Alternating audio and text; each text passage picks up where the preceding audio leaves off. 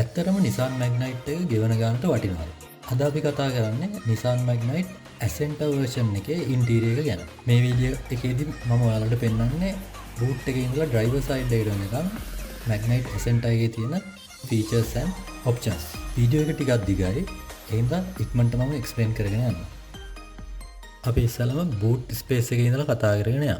Magnite එකේ boot capacity එක ලීටර 336ක්. අපි රේස් එකත් එක්ක කම්පෙයාර් කරොත් රේස් එකේ 360ක් වගේ තියෙනවා. දෙපැත්තෙම parcel hooks තියෙනවා. Isofix mount තියෙනවා. මෙන්න මේ විදිහට තමයි spare wheel එක දාන්න තියෙන්නේ. spare wheel එක මම එළියට අරගෙන තියෙන්නේ. මම ඉස්සරහට පෙන්නන්නම්.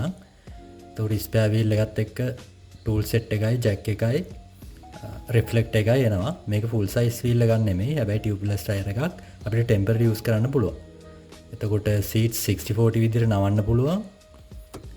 නැවුවට පස්සේ ලීටර් 560ක් වගේ ස්පේස් එකක් එනවා. Isofix mount තියෙනවා. child seat එකක් mount කරගන්න.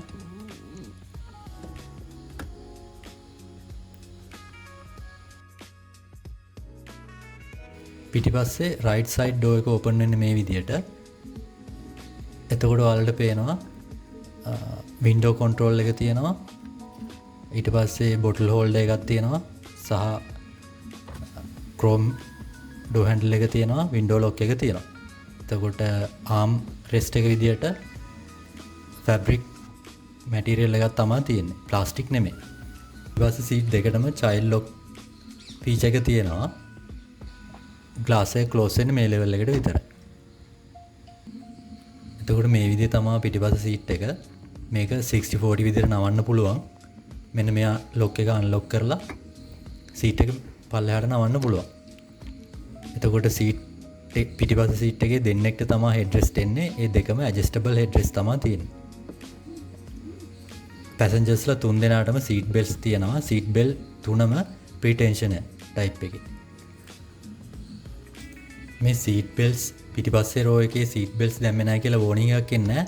හැබැයි අපේ dashboard එකේ indicate කරනවා seat belts දාලා නැත්නම් වේගෙන් යද්දී. ඒ වගේම front seat වල පිටිපස්සේ seat pockets තියෙනවා. අපිට ඒකේ බඩු දාගන්න පුළුවන්. files වගේ දාගන්න පුළුවන්. ওই විදිහට තමයි door එක close වෙන්නේ. එතකොට ඔන්න ওই විදිහට තමයි side view එක තියෙන්නේ. පොඩි window එකක් තියෙන හින්දා පිටිපස්ස අඳුරු නෑ. අපිට පිටිපස්ස යන එක්කනට හොඳට එළිය පේනවා. එතකොට මම අඩි 5 අඟල් 6ක් විතර උසයි. එතකොට මට හරියන විදිහට front seat එක adjust කරලා තියෙන්නේ. ඒත් මෙතන හොඳ leg space එකක් තියෙනවා. කකුල් seat එක ඇතුළටම දාන්න පුළුවන්. එතකොට තව comfortable යන්න පුළුවන්.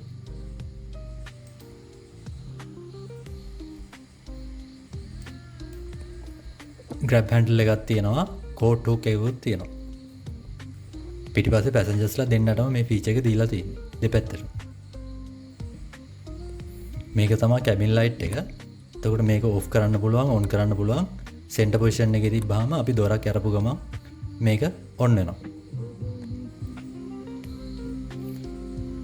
floor hump එක හොඳටම අඩුයි.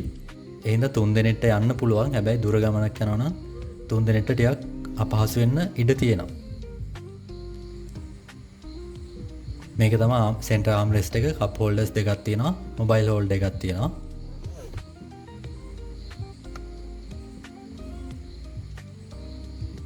ඉතින් center passenger ගේ seat belt එක අපිට තැන් දෙකකින් set කරගන්න ඕන.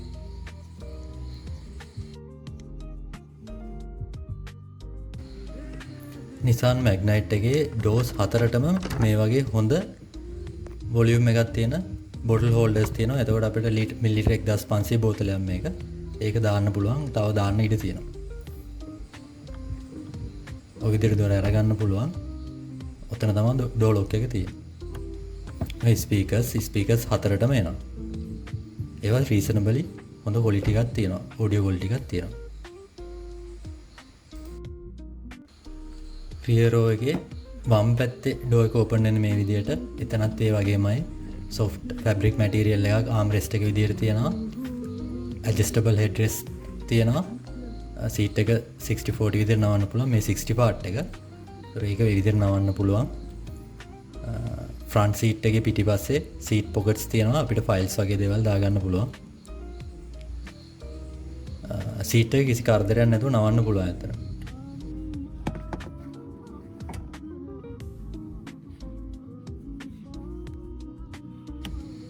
මේ විදිහට තමයි ෆ්‍රන්ට් පැසෙන්ජර් එකේ ඩෝ එක ඕපන් වෙන්නේ.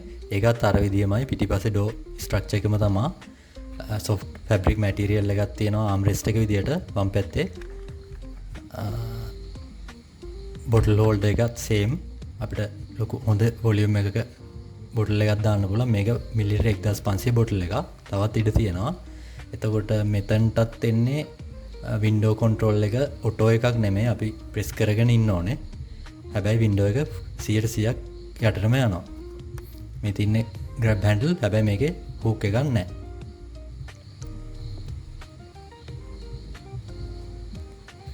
මෙතනින් ඩෝ එක ලොක් කරගන්න පුළුවන්. ක්‍රෝම් ඩෝ හැන්ඩල් එකක් තියෙනවා.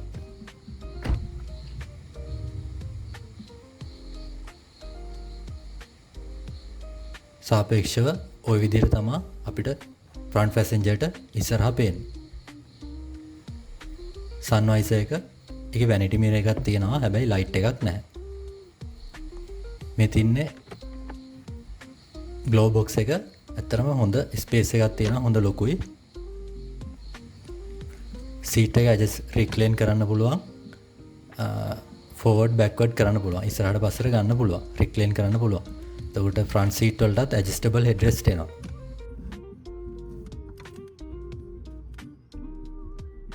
මේ තියෙන AC වෙන්ට් එක ෆ්‍රන්ට් පැසෙන්ජර්ගේ වින්ඩෝ සයිඩ් එකේ තියෙන AC වෙන්ට් එක. ඒක අපිට ෆුල් ක්ලෝස් කරන්න පුළුවන්. එතකොට මේ තියෙන්නේ කැබින් ලයිට්ස්. අපිට ෆ්‍රන්ට් පැසෙන්ජර් සයිඩ් එකේ ලයිට්ස් ඇඩ්ජස්ට් කරන්න පුළුවන් සෙපරේට්ලි. ලයිට් එක විතරක් ඕනේ නම් ඩ්‍රයිවර්ගේ සයිඩ් එකේ ඩ්‍රයිවර්ට විතරක් දාගන්න පුළුවන්. නැත්තම් දෙකම මැදින් කන්ට්‍රෝල් කරන්න පුළුවන්. ඒකත් මැද පොසිෂන් එකේදී බාම අපි දොරක් අරපු ගමන් ඕපන් වෙනවා. එතකොට එයා බෑග්ස් 6ක් එනවා. ෆ්‍රන්ට් එයා බෑග් එක තියෙනවා. සීට් එකේ සයිඩ් එයා බෑග් එක තියෙනවා. කර්ටන් එයා බෑග් එක තියෙනවා. ෆ්‍රන්ට් පැසෙන්ජර්ට. හොඳ බකට් සීට්ස් තියෙනවා. මේ සීට්ස් සාමාන්‍ය වංගුවක් ගත්තී හොඳට හෝල්ඩර් එකක් තියෙනවා. ඩ්‍රයිවර් සයිඩ් එකේ ඩෝ එක ඕපන් වෙන්නේ මේ විදියට. ඒකෙත් ඒ වගේමයි සේම් ලේඅවුට් එක තියෙන්නේ ඩෝ පැනල් එකේ. බොටල් හෝල්ඩර් එකක් තියෙනවා. ස්පීකර්ස් 4 පැත්තෙම තියෙනවා. මේ විදියට සීට් එකේ හයිට් එක ඇඩ්ජස්ට් කරන්න පුළුවන්. රික්ලයින් කරන්න පුළුවන්. ඉස්සරහට පස්සට කරන්න පුළුවන්. මේ විදියට ෆුල් ලිඩ් එක ඕපන් කරන්න පුළුවන්. ඔන්න ඔය විදියට තමයි ඇක්සලරේටර් එකයි බ්‍රේක් පැඩල් එකයි තියෙන්නේ. හුඩ් එක ඕපන් කරන්න පුළුවන් මේ විදියට. ඇඩ්ජස්ටබල් හෙඩ් රෙස්ට් එකක් තියෙනවා දෙන්නටම ෆ්‍රන්ට් සයිඩ්. එතකොට මෙන්න මේ ටික තමයි කන්ට්‍රෝල්ස් තියෙන්නේ. ඩ්‍රයිවර් සයිඩ් එකේ වින්ඩෝ කන්ට්‍රෝල් එක ඔටෝමැටික් තියෙන්නේ. ඒ කියන්නේ අපි ප්‍රෙස් කරොත් ඒක යටටම යනවා. ආයෙ උඩට ප්‍රෙස් කරොත් ඒක උඩටම යනවා. වින්ඩෝ එක වැහෙනවා. අනිත් හතරම අපිට මෙතනින් කන්ට්‍රෝල් කරගන්න පුළුවන් සහ ඒව ලොක් කරන්නත් පුළුවන්. ඒ වගේම සයිඩ් මිරර්ස් කන්ට්‍රෝල් කරන ඒ කන්ට්‍රෝල් සෙට් එකත් මෙතන තියෙනවා.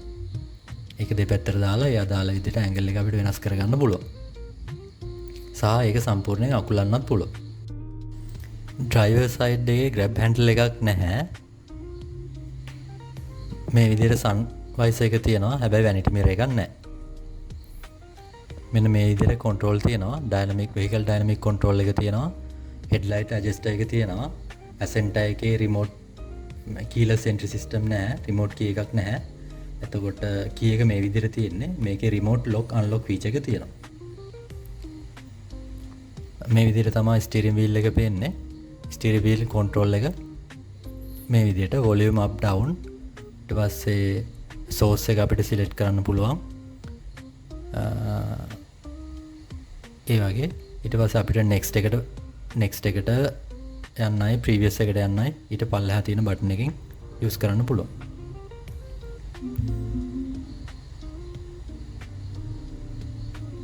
ඔන්න ඔය විදියට. මේ ප්ලේයර් එක මේ වාහනේට එන්නේ නැහැ. අපි මේක එළියෙන් හයි කරගන්න ඕනේ. කෝල් ෆන්ක්ෂන් එක තියෙනවා. එතකොට ඒකෙන් අපි මොබයිල් එක කනෙක්ට් කරලා තිබ්බාම ඩිරෙක්ට් කෝල් කරන්න පුළුවන්. මියුට් ෆන්ක්ෂන් මියුට් බටන් එක තමයි දකුණු පැත්තේ තියෙන. මියුට් බටන් එකයි කෝල් ෆෝන් එක තියෙනවා. එයා බෑග් එක තියෙනවා. එතන එයා බෑග් එකක් තියෙනවා. ඊට පස්සේ කර්ටන් සයිඩ් එයා බෑග් එක තියෙනවා. සයිඩ් බෑග් එක තියෙනවා. සයිඩ් එයා බෑග් එක තියෙනවා සීට් එකේ. එතකොට ටෝටල් 6 එයා බෑග්ස් එනවා Nissan Magnite එකේ බේසික් version එක Ascenta එකටත්. මේක තමයි වයිපර් කන්ට්‍රෝල් එක. මම මේ ගැන දිග වීඩියෝ එකක් කරන්නම්. කොහොමද මේක ෆන්ක්ෂන් කරන්නේ? මේ වගේ මේකේ හිඩන් ෆන්ක්ෂන්ස් ගොඩාක් තියෙනවා. ඒ ටිකත් එක්ක පස්සේ වීඩියෝ එකක් ගේන්න. මෙන්න මේ විදිහට අපිට පුළුවන් වොෂර් එකයි ඒ ටික වැඩ කරවන්න. පිටිපස්සත් ඒ වගේ වතුරත් එක්ක මේ වයිප් කරන්න පුළුවන්. මේක ස්පීඩ් එක වෙනස් කරන්න පුළුවන්. ඒ වගේ ෆන්ක්ෂන්ස් ගොඩක් තියෙනවා. ඒකට මේක සිග්නල් කන්ට්‍රෝල් එක, හෙඩ්ලයිට්ස් කන්ට්‍රෝල් එක තියෙන දකුණු පැත්තේ. මීටර් පැනල් එකේ ඉන්නේ මේ විදිහට ටෙක්නෝ ප්ලස් එකේ ඉඳලා ඩිජිටල් මීටර් එකක් එනවා. ඩිජිටල් ඩිස්ප්ලේ එකක් තමයි එන්නේ. අපිට පුළුවන් වතුර විදින ප්‍රමාණය වෙනස් කරගන්න. ඒ ඔක්කොම කන්ට්‍රෝල් ටික තියෙනවා. මේ ගැන වීඩියෝ එකක් වෙනවම කරන්න. ගොඩක් කන්ට්‍රෝල් කරන ගොඩක් දේවල් තියෙනවා. හරි. මේ විදිහට අපිට ස්ටියරින් වීල් එක ඇඩ්ජස්ට් කරන්න පුළුවන්. ටිල්ට් ඇඩ්ජස්ට්මන්ට් කරන්න පුළුවන්.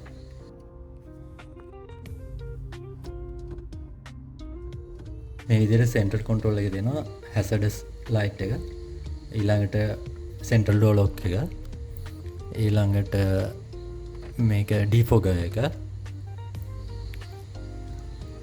ඔන්න ඔය විදිහට අපිට පුළුවන් ග්ලාස් එකේ ෆොග් බැඳලා තියෙන වෙලාවට ඩිෆොග් කරගන්න.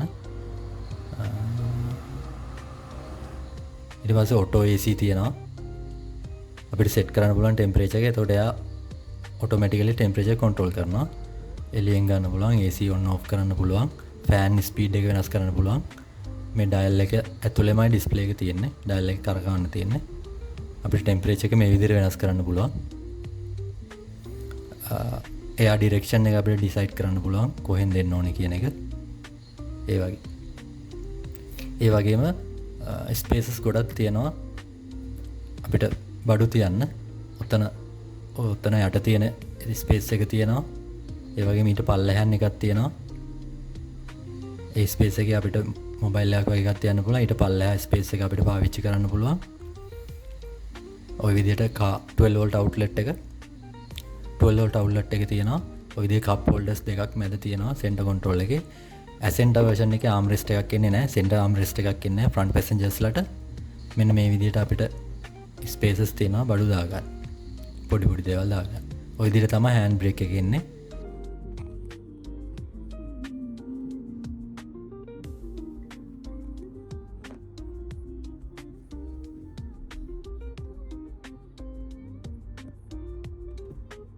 අන්න ඒ පොසිෂන් එක ඩ්‍රයිව් පොසිෂන් එක. ඒ පැත්තට දැම්මහම මැනුවල් මොඩ් එක. පල්ලෙහාට කරාම මයිනස් උඩට කරා පල්ලෙහාට කරාම ප්ලස් ගියර් එක අප් වෙනවා. ඉස්සරහට කරාම මයිනස් වෙනවා. ඔය නියුට්‍රල් පොසිෂන් එක අන්න එතනට කරාම රිවර්ස් ගියර් එක.